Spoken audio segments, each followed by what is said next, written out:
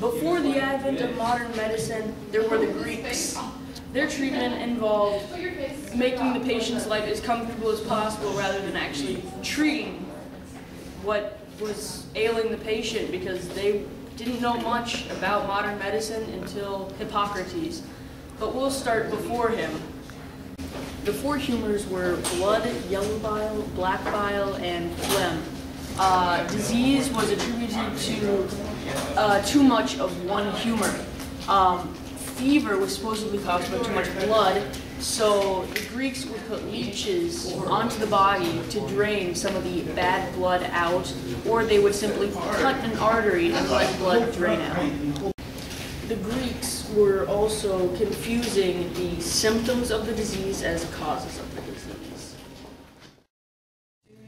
Let us watch as this pilgrim makes the pilgrimage to the temple, hoping the gods will cure her of her ailment. She goes to sleep in the temple atrium, hoping to be visited in her dreams by Asclepius and his daughters. In her dream, she suddenly wakes up and sees that Asclepius is over her with his daughter. Asclepius prescribes a cure of leeches to help with her fever. Wow, you really need these leeches. You look really sick. She will soon wake up and tell the head priest of her dream. It is the morning, and the pilgrim will now wake up. She will call for the head priest now that she has a cure for her ailment. She will tell the priest about her dream, about what Asclepius did for her, and the priest will administer the treatment.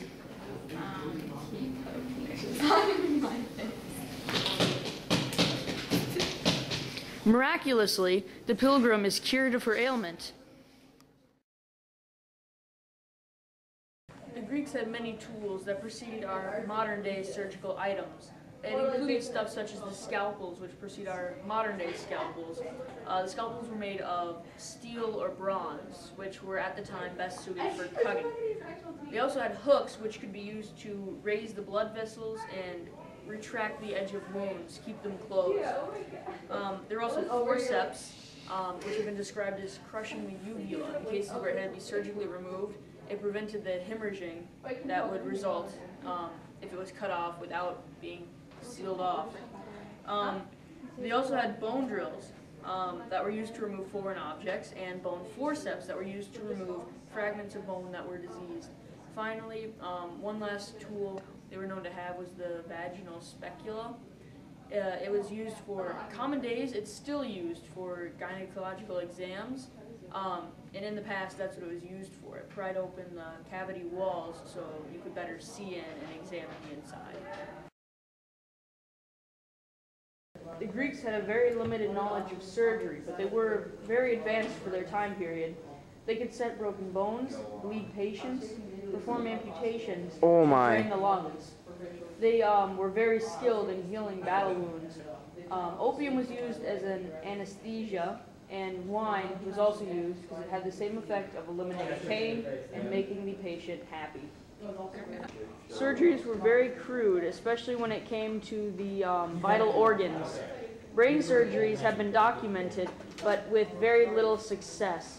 There have been remains found of a little girl with her head cut clean off, and it was obvious that they were unable to reattach. Greeks had an extensive knowledge of herbs. They used them to cure many diseases. Common herbs include anise, cassia, cumin, opium poppy.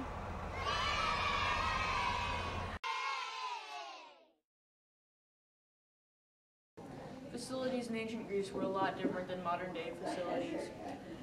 Facilities in ancient Greece usually included the home. Hippocrates practiced out of his home. They also used bathhouses because the warm water was supposed to be rejuvenating and help prevent and control illness. Temples also played a very important part because the gods were considered to have a role in healing.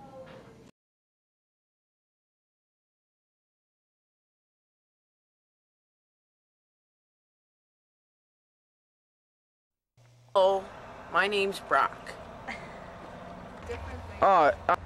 Okay, so the Greeks had, okay, I said okay. You should. The Greeks had a very, hey, Mark! Shut up! Dude, they're doing their thing too. Come on, leave them alone. He's just talking loud. The Greeks had a very limited knowledge of medicine, but they were advanced. Sorry. Is this going in your video? Yeah. No. Why would we put this in our video?